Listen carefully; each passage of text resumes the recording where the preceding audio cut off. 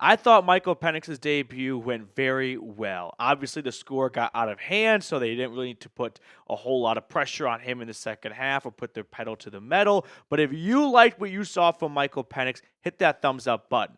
But a 34-7 victory in his debut at home, a very nice kind of easing of into the transition of being an NFL starter. It was a little bit of a gimme playing the New York Giants, who just have nothing going for them whatsoever. But still, Penix did a good job of protecting the football. I know that one interception's on the stat line, but that was not on him. That was on Kyle Pitts. So I liked what I saw out of Penix. We're going to run through a lot of the things that made me very encouraged by the result on Sunday. But we did get some great news in addition to Michael Penix's debut, and that is the Buccaneers lost.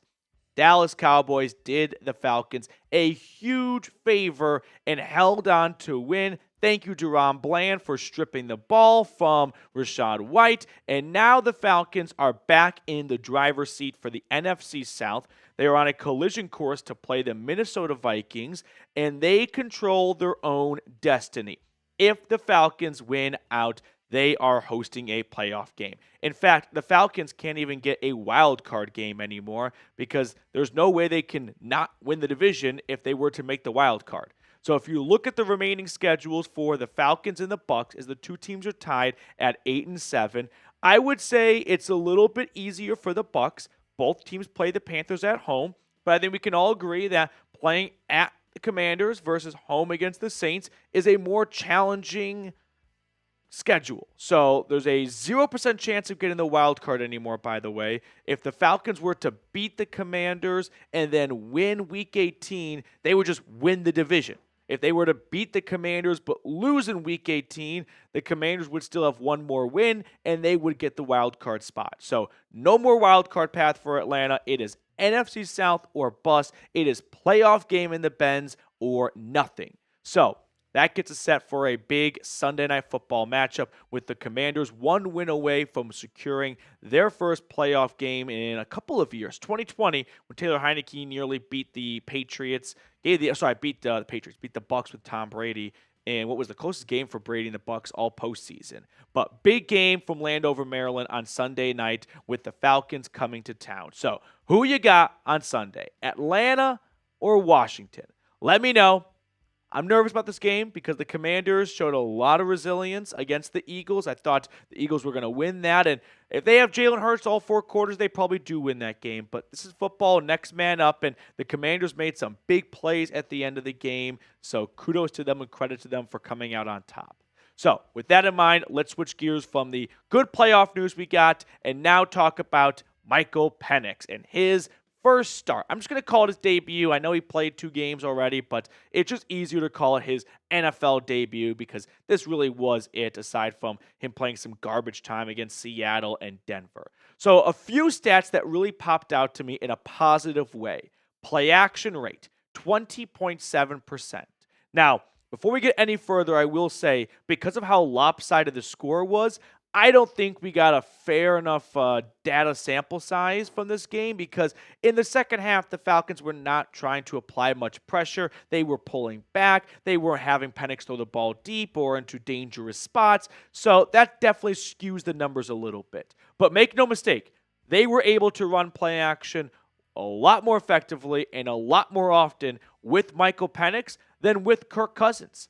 20% against the Giants compared to the last 4 games for Cousins. 13, 10, 17, 3. I mean, this was an all-time low, and then they jumped up to 17, and in Penix's first game, he still outdid that.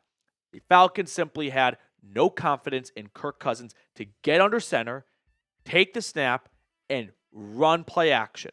If they ever put him under center, it was always a pitch, which became way too predictable for the opposing defense. If they ever put him in pistol, it was play action. If they put him in shotgun, it was a pass. It was stagnant. With Penix now, it opens things up for Zach Robinson to call the plays that he wants to call and not be boxed in by Cousins' immobility.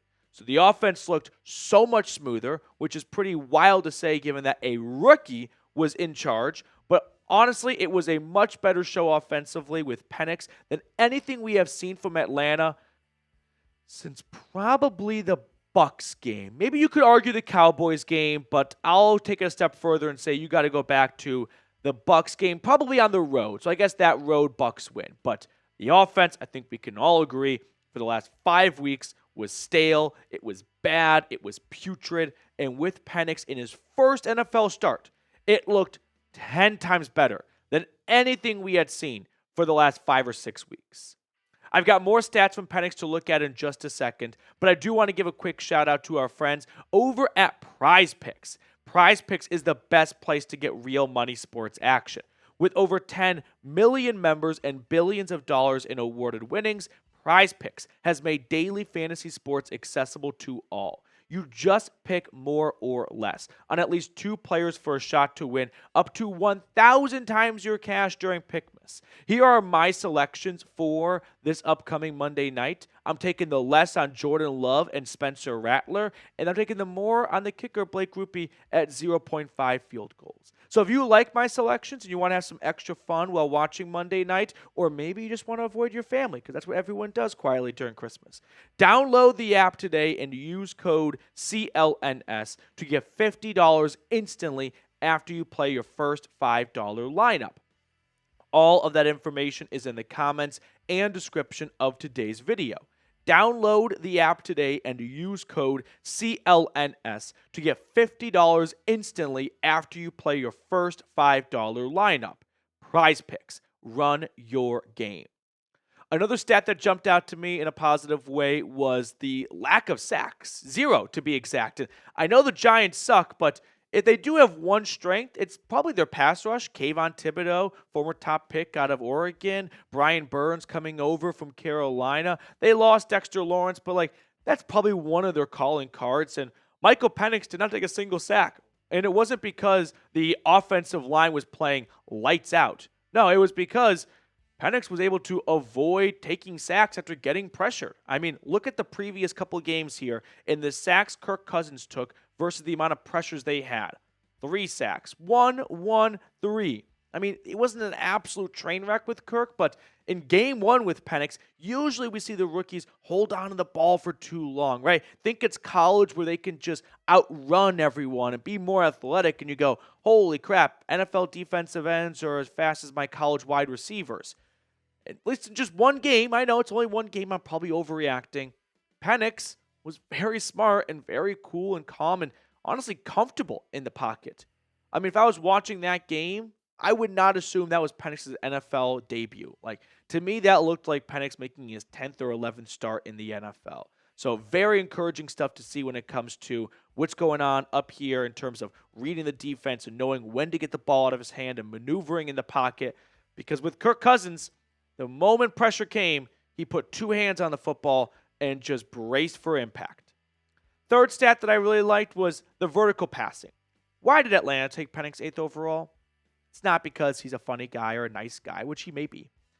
It's because he has insanely accurate deep ball passes.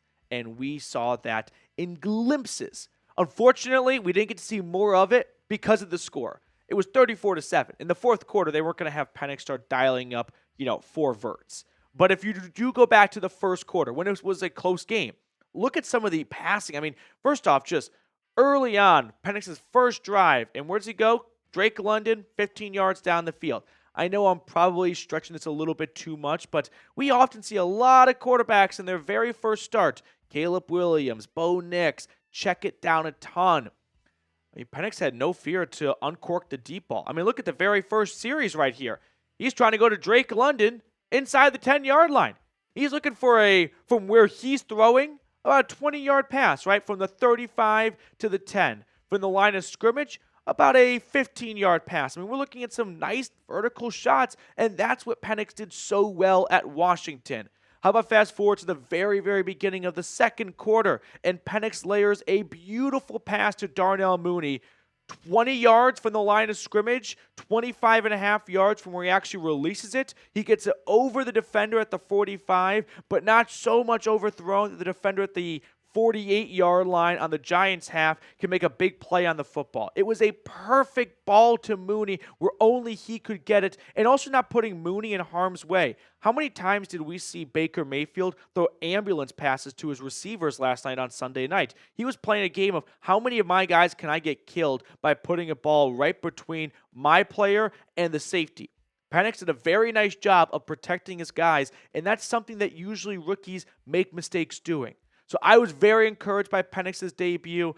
Obviously, if the score was a little bit closer, my guess is we would have seen some better numbers. So if you just go box score hunting, it's not going to look like an all-time NFL debut. But sorry, his defense had 2 pick sixes, which basically robbed him of 2 possessions since it went Giants, pick six, Giants twice. So a lot of time for Penix to sit on the bench and not accumulate numbers. So how would you grade his first start? I give it a B+.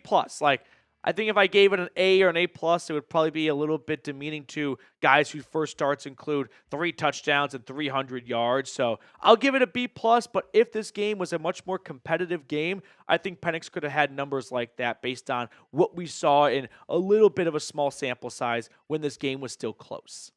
Before we sign off, I just want to show some love to the Dirty Birds Club. Thank you to guys for tuning in to our watch party. I know it was a bit of a unique watch party, but I wanted to do one for Michael Penix's debut, so appreciate everyone's understanding and just rolling with us as we kind of had a very unique Red Zone edition, which, by the way, can we just spend 15 seconds to pour one out for Red Zone, and it's no longer 7 hours of commercial-free football? That is the biggest stab in the heart to the American society right there.